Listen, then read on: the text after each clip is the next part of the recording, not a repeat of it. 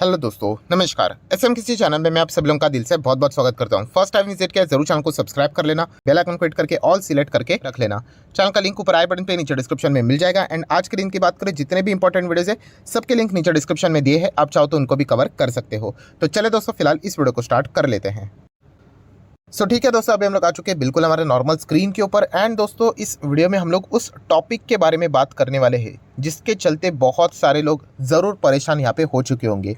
मतलब अगर इन सेक्टर्स से जुड़े हुए कंपनीज अगर किसी ने बाय करके रखे होंगे तो डेफिनेटली उनमें हम लोग को एक निराशाजनक माहौल ज़रूर देखने को मिल सकता है।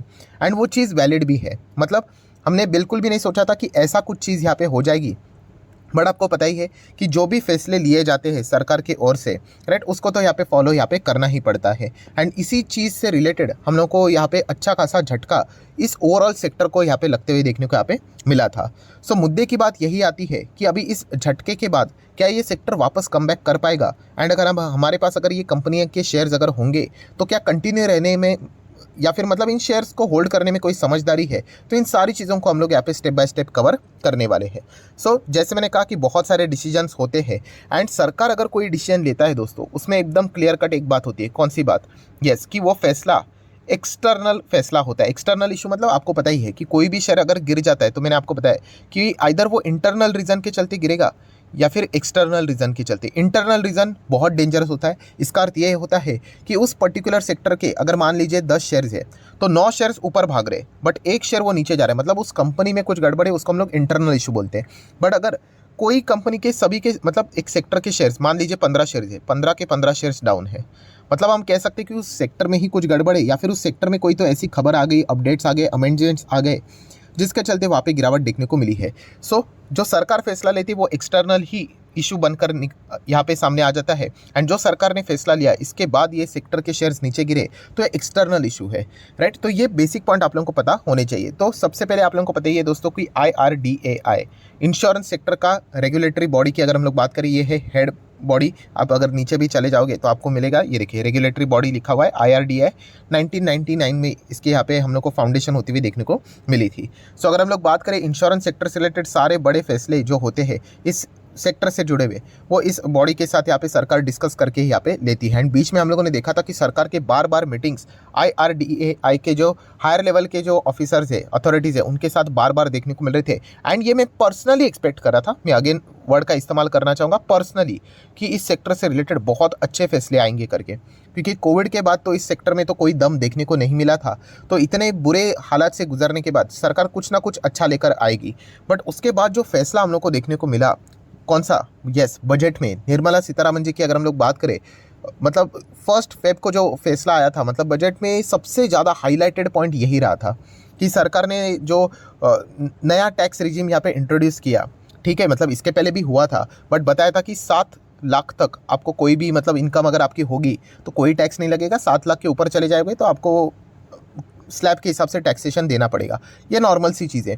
बट ये बताया गया कि आप अगर नए इसमें जाते हो तो आपको जो भी डिडक्शन आप क्लेम करते थे 80C के, वो सारे आप लोगों को नहीं मिलेंगे।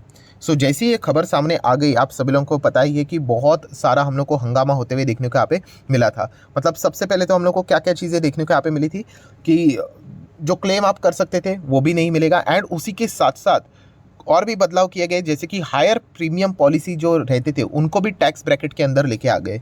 डबल झटका हम लोग को लगते हुए देखने को मिले थे। एंड ये झटका खास करके लाइफ इंश्योरेंस वाली जो कंपनीज है उनमें हम लोग को लगते हुए देखने को यहाँ पे मिला था।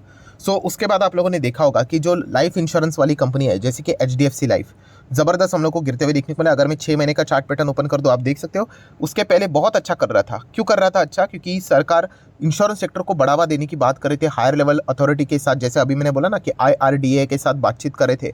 हर कोई उम्मीद लेकर चल रहा था कि अभी इस सेक्टर के दिन बदलेंगे, राइट, जिसमें मैं भी आता हूँ। बट बाद में जो यहाँ पे सुनने को और देखने को मिला, आप देख सकते हैं ये जो बड़ी गिरावट है, कोई चेक करने की ज़रूरत नहीं है। बट आप देख सकते हैं, देखिए 31 फेब के बाद 1 तारीख को आप देख सकते हो जो फैसला हुआ, सीधा स्टॉक हम लोग को ज़ोरदार क्रैश होते हुए देखने को मिला। और ये अकेला कंपनी नहीं है HDFC life, then SBI life में भी आप लोगों को वही चीज़ देखने को मिलेगी। 6 महीने का चार्ट पैटर्न ओपन कर लेता हूँ, देखिए बिल्कुल टॉप से जोरदार गिरावट एंड उसके बाद लोअर लो हम लोग को ब्रेक होते हुए देखने को मिल रहे हैं। सिमिलर वे ICICI प्रू की भी अगर हम लोग बात करें तो ज़बरदस्त ये जो आप लोगों को गिरावट देखने को मिल रही है उसके पीछे का रीज़न वही है, फर्स्ट फेब जो सरकार ने फैसला लिया उसके बाद हम लोग को इन सभी स्टॉक्स में मजबूत गिरावटें देखने को यहाँ पे मिली थी। फिनसर्व की भी बात करें, ये भी इंश्योरेंस सेक्टर में यहाँ पे काम करता है एंड लाइफ इंश्योरेंस की बात करें उसका किंग LIC में भी हम लोग को ज़बरदस्त गिरावट देखने को यहाँ पे मिली थी। सो अभी तक आप लोगों को पता तो चल गया होगा कि हम लोग लाइफ इंश्योरेंस सेक्टर से रिलेटेड ही ज़्यादा बातचीत यहाँ पे कर रहे हैं एंड वो एक सरकार का फैसला पूरे इस सेक्टर में तबाही मचा के चला गया। तो इसके बाद तो मतलब हमारी जो उम्मीद की किरण थी कि अच्छा कुछ होगा, ये तो रिवर्स गियर चला गया सब कुछ। सो यही चीज़ बार बार बहुत सारे इन्वेस्टर को सता रही है कि अभी आगे क्या एग्जिट करना ही ठीक रहेगा। तो इससे रिलेटेड बहुत सारे कमेंट सेक्शन में बातें यहाँ पे पूछी जाती है। पर दोस्तों जैसे मैंने अभी आप लोगों को शुरुआत में ही बताया, क्या बताया कि सरकार जो भी फैसला लेती है वो एक्सटर्नल इशू होता है, एक्सटर्नल इशू बन के आता है। मतलब आप देख सकते हैं सभी के सभी शेयर्स हम लोग को नीचे जाते हुए देखने को यहाँ पे मिले थे, राइट। एंड एक्सटर्नल इशू में कभी भी एग्जिट करने का होता नहीं है क्योंकि वो सबके लिए लागू है ना। ऐसा नहीं कि सिर्फ आप ही की एक कंपनी के लिए वो चीज़ें लागू है। हाँ, वो हम कह सकते हैं कि डिसअपॉइंटमेंट ज़रूर है, मुझे तो बहुत ही ज़्यादा है क्योंकि मैं बहुत ओवर एक्सपेक्टेशन लेकर चल रहा था, आप ऐसा भी बोल सकते हो। बट उसमें कोई गलत बात नहीं है क्योंकि इंश्योरेंस सेक्टर बहुत ही पुराने समय से यहाँ पे टफ सिचुएशन से गुजर रहा था। एनीवेज, अभी ये क्या है, बीच में ऑटो कहाँ से आ गया? तो दोस्तों ऑटो सेक्टर में भी आपको याद होगा 2018 के अगर आप चार्ट पैटर्न को ओपन करके देखोगे 2017 के बॉर्डर पे और 18 की शुरुआत में, तो सरकार ने इतने मल्टीपल डिसीजन लिए ऑटो सेक्टर के बारे में कि सारा का सारा सेक्टर में ही हम लोग को धज्जियां उड़ती हुई देखने को मिली थी। मतलब आप चेक कर सकते हैं, देखिए ये जो बड़ी गिरावटें देखने को मिली ऑटो सेक्टर में, ये गिरावट, या फिर अगर हम ये वाला चार्ट पैटर्न ओपन कर ले, ये ज़बरदस्त गिरावट अगर आप चाहो तो ये देखिए 2018, राइट, आपको दिख रहा है कि नहीं 2018 के इधर से गिरावट। देन अगर हम लोग बात करें, ये एक और चार्ट पैटर्न ज़बरदस्त 2018। मतलब ये सिचुएशन क्या थी, ये मैं बताने की क्या कोशिश कर रहा हूँ कि सरकार कोई भी फैसला लेती है वो एक्सटर्नल इशू ही होता है, राइट। एंड एक्सटर्नल इशू उस पूरे सेक्टर को डैमेज करवा देता है एंड एक्सटर्नल इशू के चलते कभी एग्जिट करना नहीं होता है। हाँ, इंटरनल होता तो आप चाहो तो एग्जिट कर सकते हो कि आपके बाकी कॉम्पिटिटर अच्छा कर रहे हैं बट आप नहीं कर रहे हो। सो ये पेन हम लोग को ऑटो सेक्टर में भी देखने को मिला था एंड आज वही पेन हम लोग को इंश्योरेंस सेक्टर में भी डिट्टो वैसे ही देखने को यहाँ पे मिल रहा है, राइट। एंड इंश्योरेंस का पेन थोड़ा सा ज़्यादा है, हम ऐसा भी बोल सकते हैं क्योंकि कोविड का भी पेन से ये उभर ही रहे थे। तो मदद करने के अलावा हम कह सकते हैं कि और यहाँ पे अटैक सरकार की ओर से इस सेक्टर में हम लोग को देखने को यहाँ पे मिला है। सो सवाल यही पूछा जाता है कि ये जो LIC, SBI life, HDFC life या फिर ICICI प्रू, क्या ये कंपनी कमबैक कर पाएगी या फिर ऐसे ही यहाँ पे चलते रहेंगे? तो दोस्तों मैं इतना कह सकता हूँ कि ये कंपनियाँ खराब नहीं है, राइट। सरकार के ऐसे बहुत सारे डिसीजंस यहाँ पे आते रहते हैं एंड अगेन कहना चाहूँगा कि फ्यूचर में भी आप लोगों को ऐसे बहुत सारे डिसीजंस देखने को मिलेंगे। इंश्योरेंस की बात नहीं कर रहा हूँ, अलग अलग सेक्टर में भी देखने को यहाँ पे मिल रहे हैं। तो याद रखना ये एक्सटर्नल इश्यूज होते हैं, इसके चलते जो लगने वाला झटका होता है वो बहुत ही ज़ोरदार होता है। बट येस, इसके चलते बोलते हैं ना कि लॉस में एग्जिट करने की तो ज़रूरत यहाँ पे नहीं होती है। बट इतना भी मैं आपको कह सकता हूँ दोस्तों कि जब तक अभी ये इंश्योरेंस वाली कंपनियाँ जहाँ से वो गिरी है, चाहो तो आप फर्स्ट फेब को भी बेस लेकर चल सकते हो, वहाँ तक अगर वो रिकवर नहीं होती तब तक इसमें फ्रेश ऐड करना भी यहाँ पे हम कह सकते हैं जल्दबाजी हो सकती है। सो जितना पुराना होल्डिंग है उसी के साथ कैरी ऑन करोगे तो ठीक रहेगा यहाँ पे, और एडिशनली यहाँ पे नीचे एवरेज करते जाना थोड़ा सा रिस्की डिसीजन साबित यहाँ पे हो सकता है क्योंकि हमें चेक करना पड़ेगा कि सरकार ने जो फैसला लिया है कि डिडक्शन आप लोगों को यहाँ पे नहीं मिलेंगे नए टैक्स रिजीम के हिसाब से, तो उसका एक्चुअल में कितना परिणाम इन सेक्टर के ऊपर यहाँ पे होता है, क्या नए पॉलिसीज यहाँ पे हो रहे हैं, रिन्यूएशन कितना हो रहा है, वो देखना इंटरेस्टिंग रहेगा, राइट। जैसे कि इंश्योरेंस कंपनियां बोल रही थी कि इसका कोई फर्क नहीं पड़ेगा, जैसे कि LIC के मैनेजमेंट ने उसी दिन अनाउंसमेंट करके बोला था प्रेस कॉन्फ्रेंस में कि लोग इंश्योरेंस पॉलिसी इसीलिए लेते खुद के लाइफ को प्रोटेक्ट करने के लिए, ना कि टैक्स में बेनिफिट के लिए।